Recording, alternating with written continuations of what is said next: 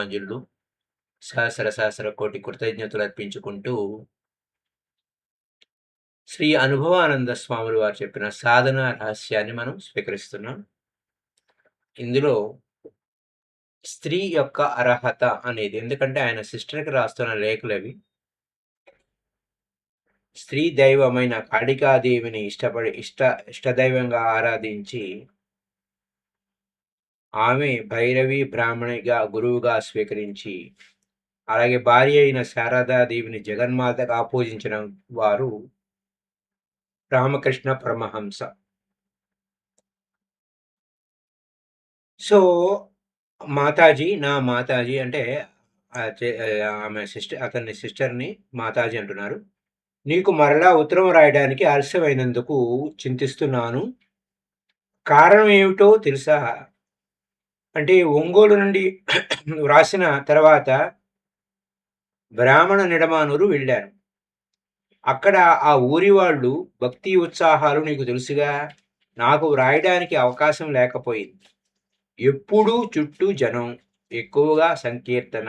కాబట్టి ఎలా రాసేది? సాధ్యమైనంత వరకు త్వరలో నీ ఉత్తరాల విషయాన్ని పూర్తి చేయాలనే ఉద్దేశంతో నాకు ఎక్కువ విక్షేపాలు ఉండవని కర్లపాలెం వచ్చాను. ఇక వెంటనే వ్రాయడానికి ప్రయత్నిస్తాను. మొన్నటి ఉత్తరంలో మొదటి భాగంలో జ్ఞానులనేవారు స్త్రీలోకంలో పూర్వం గాని ఇప్పుడు గాని చెప్పుకోదగినంత ఎక్కువగా లేరు అన్నాను. ఆ మాటల మీద నీకు అధైర్యం కలిగిందా? అలాంటి భయమే అవసరం లేదు. నేను చాలా వరకు స్త్రీజన పక్షపాతిని సుమా. మొదటి నుంచి స్త్రీలకొక అపచారం జరిగింది. అది వేదకాలంలో కాక తర్వాత పురాణ యుగంలో కూడా జరిగింది. శారీరకంగా స్త్రీలంటే అబలలు. ఆ మాట నిజమే. మానసికంగా మాత్రం కాదని పూర్వం మనం చర్చించిన గార్గి, మైత్రేయి మొదలైన స్త్రీరత్నాల చరిత్రలో సాక్ష్యం. స్త్రీలు కండబలం లేనివాళ్ళు కాబట్టి పురాణ కాలంలో పూర్వం కట్టుబాట్లతో పాటు ఆధ్యాత్మిక కట్టుబాట్లు కూడా స్త్రీలపై పెట్టారు కొందరు పెద్దలు.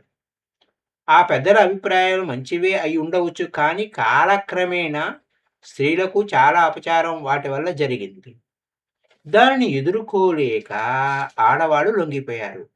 అందుచేత వేదాలలో కొన్ని మంత్రాలకే కర్తృత్వంగా ఉన్న స్త్రీలు, ఇదివరలో చెప్పినట్లు ఉపనిషత్తులకే ఆధారమైన స్త్రీలు, వేదాలను స్త్రీలు చదవరాదు అనే శాస్త్రానికి లొంగిపోయి ఆధ్యాత్మిక విద్యకే దూరమైపోయి సర్వం మరిచిపోయారు. రాను రాను శారీరకంగానే కాకుండా మానసికంగా కూడా అబలలం అనే భావం వాళ్ళలో ఏర్పడి నాటుకుపోయింది. ఆ కారణాన అన్ని విధాలా కృంగిపోయారు మన ఆడవాళ్ళు. కానీ వెంటనే తంత్రశాస్త్రం వాళ్లకు అండగా నిలిచింది. స్త్రీకే మోక్షార్హత గాని పురుషునికి కాదు అనే ప్రచండ ప్రచారం సాగించాయి తంత్రశాస్త్రాలు. స్త్రీకే పురుష మోక్షార్హత, స్త్రీకే మోక్షార్హత గాని పురుషునికి కాదు అని ప్రచండ ప్రచారం సాగించాయి తంత్రశాస్త్రాలు. ఈ ప్రపంచాన్నంతా సృజించి పెంచి లయింపజేసేది ఆ ఆదిశక్తి సుమా అన్నాయి తంత్రాలు. బ్రహ్మ, విష్ణు, మహేశ్వరుడు ఈ పరాశక్తి చేతిలో కీలుబొమ్మలన్నాయి తంత్రాలు. విజ్ఞాన భైరవ తంత్రంలో ఈ విషయాలు మనకు బాగా అవగాహన ఉన్నాయి మిత్రులారా. That is the issue. ప్రపంచం అంతా నిజంగా విచారిస్తే స్త్రీతత్వమే అన్నాయి తంత్రాలు. ప్రపంచంలో ఏ గొప్పదనం ఉన్నా ఆదిశక్తి స్వరూపమే కాబట్టి స్త్రీత్వమే అన్నాయి. అంటే ఫెమినైనిటీ అన్నాయి తంత్రాలు. నోరు కదిలిస్తే శబ్దం, ఆ శబ్దం శక్తి స్వరూపం కాబట్టి స్త్రీతత్వం అన్నారు అన్నాయి తంత్రాలు. ఇంతెందుకు, జీవత్వమే స్త్రీత్వం, ప్రకృతి అన్నాయి తంత్రాలు. ఇదంతా నిజం అన్నాడు శ్రీకృష్ణుడు. అదే నేను ఆనాడు గీతలో ఎల్లప్పుడూ ఆడవాళ్లతోనే ఉండేవాడు. స్త్రీల వలె సున్నితంగా ఉండేవాడు. అంతేకాదు నిజం ఆలోచిస్తే కృష్ణుడంటే ఎవరనుకున్నావు? అష్టప్రకృతుల భార్యలుగా కలిగి 16,000 కళలు చిరకెత్తెలుగా కలిగి దగ్గరగా దగ్గర దగ్గరున్నట్లుగా ఉన్న అతి దూరంగా ఉన్నానని చెప్పుకోవడానికి అన్నట్లు నీలవర్ణం కలిగి మాయకు లొంగక మాయాతీతుడనుటకు నిత్య బాలకుడైన ఈ కృష్ణుడెవరు అనుకున్నావు? కృష్ణ అంటే నలుపు. కాళీ అంటే నలుపు. అందుచేత కృష్ణుడంటే సర్వమాయా స్వరూపిణి. జగన్మాత కాళికాదేవియే. సందేహం లేదు. గీత విశ్వరూపం ఘట్టం అంతా శ్రీకృష్ణుని ఆదిశక్తి స్వరూపాన్నే తెలుపుతుంది. అంచేత భాగవత గ్రంథం అంతా స్త్రీల కొరకే. వారి ఆధ్యాత్మిక అభివృద్ధి కొరకే పోరాడుతుందన్నమాట.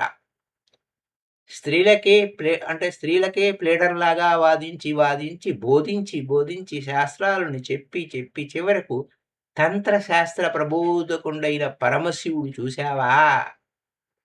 సగం స్త్రీ అయి కూర్చున్నాడు. విజ్ఞాన భైరవ తంత్ర మై డియర్ ఫ్రెండ్స్, ఇది విజ్ఞాన భైరవ తంత్ర. సో సో శివుడు పార్వతీ మాతకు చెప్పిన విషయం.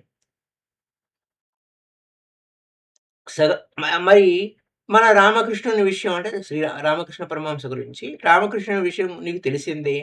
ఆయన కూడా పురుషులకెంత ప్రాధాన్యం ఇచ్చాడో స్త్రీలకు కూడా అంతే ప్రాధాన్యం ఇచ్చాడేమో అనిపిస్తుంది నాకు. ఎలా అంటావా? స్త్రీ అయిన కాళికాదేవియే ఆయనకి ఇష్టదైవం. తండ్రి కంటే తల్లినే ఎక్కువగా ప్రేమించాడు. స్త్రీ సన్యాసిని అయిన భైరవినే గురువుగా స్వీకరించాడు. మన శారదాదేవిని భార్యగా చూడక తన ఇష్టదైవంగా పూజించాడు. ఇట్టి పూజనీయ దృష్టితో ఆయన పురుషులను చూడలేదని గట్టిగా చెప్పవచ్చు. దీని అంతటి సారాంశం ఏమిటంటావా? స్త్రీలు సహజంగా చూస్తే మానసికంగా గాని ఆధ్యాత్మికంగాని దుర్బలురు కారు. చాలా కాలం నుంచి వచ్చిన అభ్యాసం వల్ల పురుషులు అలా భావించడమే కాక స్త్రీలు కూడా అలా అనుకుంటూ అలా అలవాటు పడిపోయారు. అర్థమయిందా? కానీ స్త్రీలు మరలా పూర్వపు ఔన్నత్యాన్ని ఎలా పొందాలి అంటావా? విను చెప్తాను. వేదాల్లోనైనా స్త్రీ పురుష రూపమైన ఈ లింగ భేదాన్ని ఎత్తకుండానే అన్నారు కదా.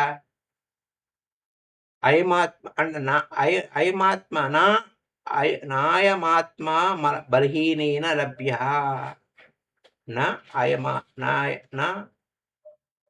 అయమాత్మ బలహీనేన లభ్య అంటే ఈ ఆత్మ బలహీనుని చేత పొందబడేది కాదు అని. బలహీనత్వం అనగా కాయకం అంటే శరీరానికి కాదు. అలాగైతే అన్ని వంకరలు గల అష్టావక్రుడిని ఎలా సిద్ధత్వం పొందాడు అష్టావక్రుడు?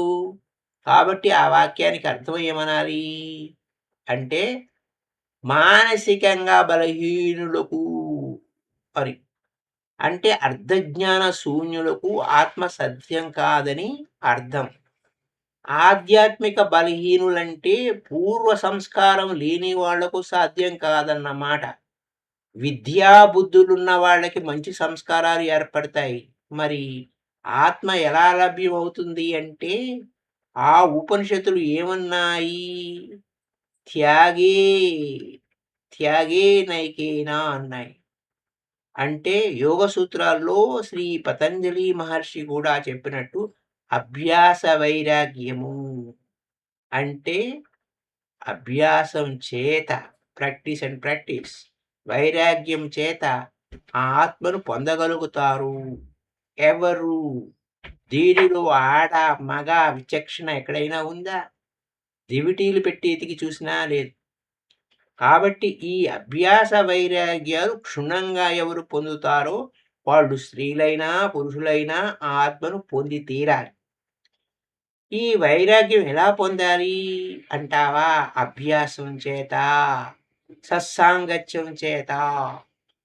ఈ అభ్యాస వైరాగ్యాల విషయం అవకాశాన్ని బట్టి మరొక పర్యాయం చెప్తాను. అందుకని నా ఉద్దేశ ప్రకారం ఎవరైనా సరే స్త్రీ అయినంత మాత్రాన ఆత్మలాభం దొరకదని అధైర్యం పొందరాదు.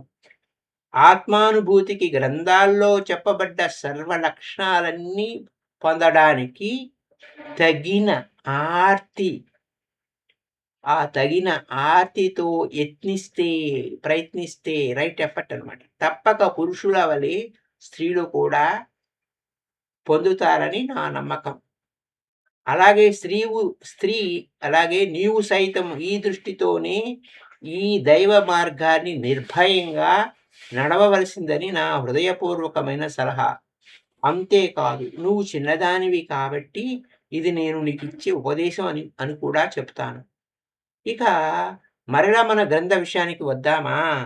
మొదట్లో ముక్తిని పొందటానికి 4 మార్గాలు పెద్దలు చెప్పుకొచ్చారు. ఈ 4 మార్గాలనేటప్పటికి ఒక సందేహం కలుగుతుంది.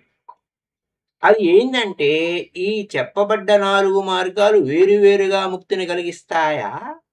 ఒకటైన తర్వాత ఒకటిగా వచ్చి ముక్తికి దారి తీస్తాయా? లేక అన్నింటినీ ఒకేసారి ప్రారంభించి ఆచరించాలా? ఈ విషయం చాలా ముఖ్యం. అంతేకాదు కఠినం. అందుచేతనే పూర్వకాలంలో ఈ విషయాన్ని చాలా చర్చించారు పెద్దలు. ఒక్కొక్కరు ఒక్కొక్క దానికి ప్రాధాన్యం ఇచ్చారు. అంచేత లోకంలో ఇన్ని మార్గాలు అంటే ఇన్ని మతాలు ఏర్పడ్డాయి. కానీ కొంచెం సూక్ష్మంగా మాత్రంగా చూస్తే, నిష్పక్షపాతంగా చూస్తే మనకే విషిదం అవుతుంది. అంతేకాదు ఈ భేదాలు, పోట్లాటలు సాధన చేయకుండా కబుర్లు చెప్పేవాళ్ళకి ఉంటాయి. సాధకులకు ఉండడానికి వీల్లేదు. ఎందుకంటావా? సాధన చేసేవాడికి మార్గం ఏది ముందు ఏది వెనక అనే రహస్యం బాగా తెలుస్తుంది.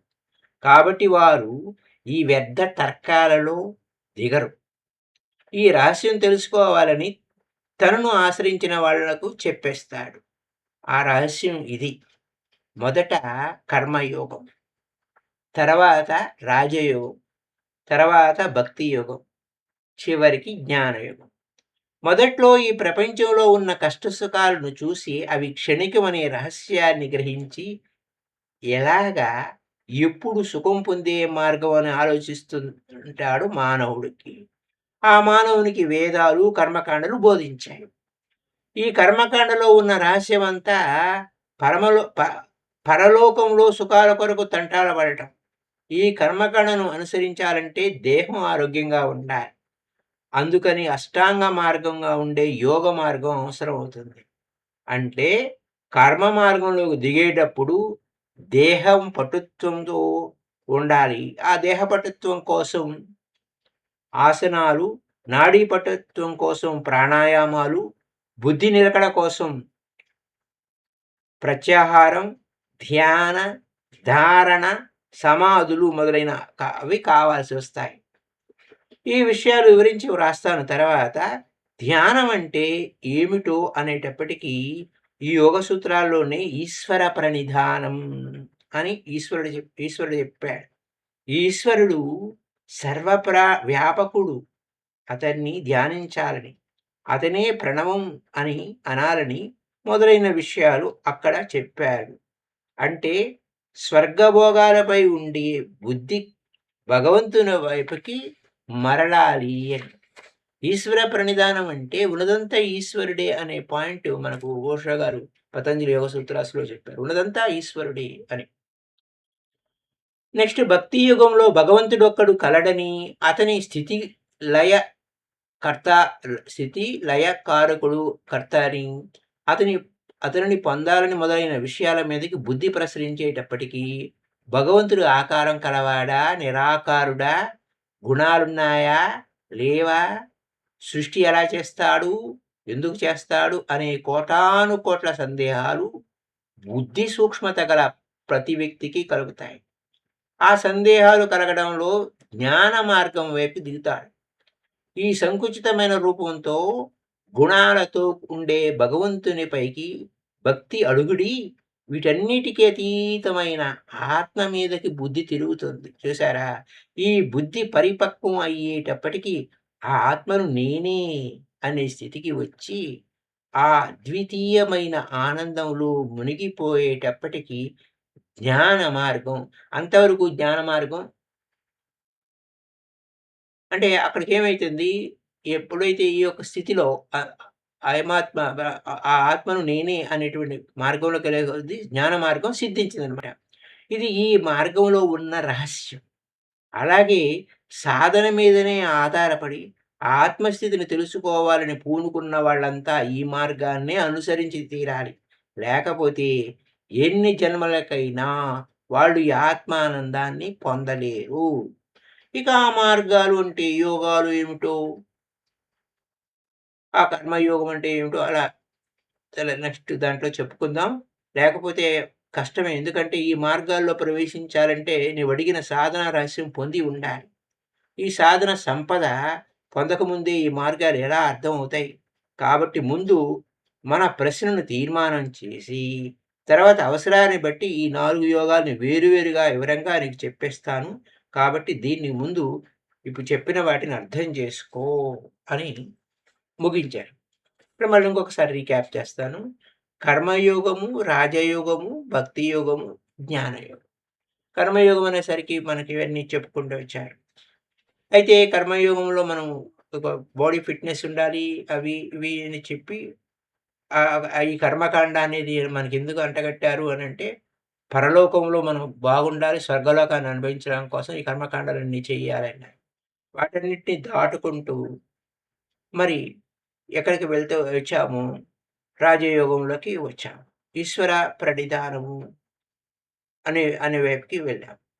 అక్కడి నుంచి మనం దాటుకుంటూ, దాటుకుంటూ వెళ్ళి, ఆ తర్వాత భక్తి యోగము అని. భక్తి అంటే మళ్ళా ఈశ్వరుడిని అదే ఆకారుడా, నిరాకారుడా ఈ గందరగోళ స్థితిని దాటి, మళ్ళా మరి ఎంత డీపర్ అండ్ డీపర్ మెడిటేషన్‌లోకి వెళ్ళిపోయిన తర్వాత, ఉన్నదంతా నేనే అన్న సత్యం తెలుసుకున్న తర్వాత, సంకుచితమైన రూపము, గుణాలతో భగ్ భక్ భగవంతునిపై భక్తి అడుగింటుతుంది. వాటన్నిటిని తీసేసి, మళ్ళా అతీతమైనటువంటి వీటన్నిటికి అతీతమైన ఆత్మస్థితికి బుద్ధి తిరుగుతుంది. ఈ బుద్ధి పరిపక్వతం అయ్యేటప్పటికి ఆత్మ నేనే అనే స్థితికి వచ్చి, ఆ అద్వితీయమైన ఆనందంతో మునిగిపోయేటప్పటికి జ్ఞాన మార్గం సిద్ధించింది అన్నమాట. ఇది మార్గాల్లో ఉన్న రహస్యం. నహి జ్ఞానేన ముక్తి అంటే ముక్తి జ్ఞానం అనేది లేకపోతే మనకి ఉపయోగం లేదు. ముక్తి రాదు. So, thank you very much masters. మళ్ళీ రేపటి ఎపిసోడ్‌లో ఈ కర్మయోగం అంటే ఏమిటనే పాయింట్. ఇప్పటివరకు మనం స్త్రీల యొక్క అర్హత అనేది పూర్వం ఏ విధంగా మోసం చేశారు, వాటన్నిటిని ఎలా అధిగమించవచ్చు అనే విషయం గురించి ఈయన చెప్పారు. Thank you masters. Happy day to you all. Bye bye.